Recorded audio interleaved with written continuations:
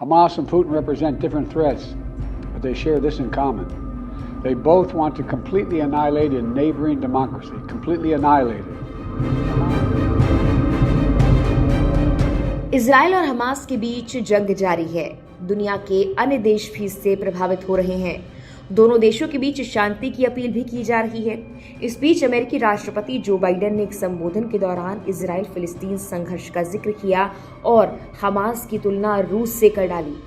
उन्होंने कहा, हमास और पुतिन का आतंक और अत्याचार अलग अलग खतरों का प्रतिनिधित्व करते हैं, लेकिन वो दोनों पड़ोसी लोकतंत्र को पूरी तरह से खत्म करना चाहते हैं।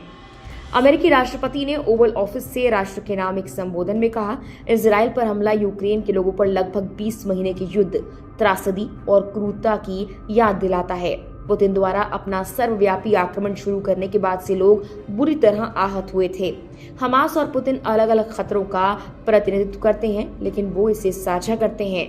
वो दोनों पड़ोसी लोकतंत्र को पूरी तरह से नष्ट करना चाहते हैं।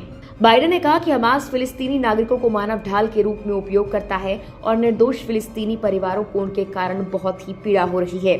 बाइडेन ने कहा, अगर अंतर्राष्ट्रीय आक्रामकता जारी रही तो दुनिया के अन्य हिस्सों में भी संघर्ष और अराजकता फैल सकती है। अमेरिकी राष्ट्रपति ने कहा, वो शुक्रवार को कांग्रेस से यूक्रेन और इजराइल की मदद के लिए बड़े पैमाने पर फंडिंग को मंजूरी देने के लिए कहेंगे। उन्होंने तर्क दिया कि एक वैश्विक नेता के रूप में संयुक्त राज्य अमेरिका के भविष्य के लिए एक निवेश था। बाइडेन ने कहा कि ईरान यूक्रेन में रूस का समर्थन कर रहा है और ये क्षेत्र में हमास और अन्य आतंकवादी समूहों का समर्थन कर रहा है और उन्हें जवाबदेह ठहराना जारी रखेगा।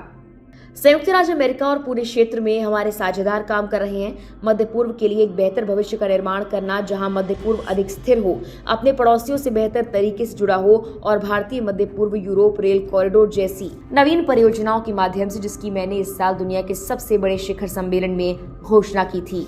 अमेरिकी राष्ट्रपति ने कहा कि राष्ट्रपति के रूप में मेरे लिए बंधक बने अमेरिकियों की सुरक्षा से बढ़कर कोई प्राथमिकता नहीं।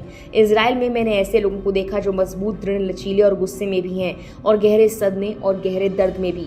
मैंने फिलिस्तीनी प्राधिकरण के राष्ट्रपति अब्बास से बात की और दोहराया कि संयुक्त राज्य अमेरिका फिलिस्तीनी लोगों के सम्मान और आत्मनिर्णय के अधिकार के लिए प्रतिबद्ध है।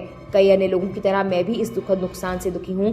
फिलिस्तीनी जीवन, जिसमें गाजा के अस्पताल में विस्फोट भी शामिल है, जो इजरायलियों द्वारा नहीं किया गया था।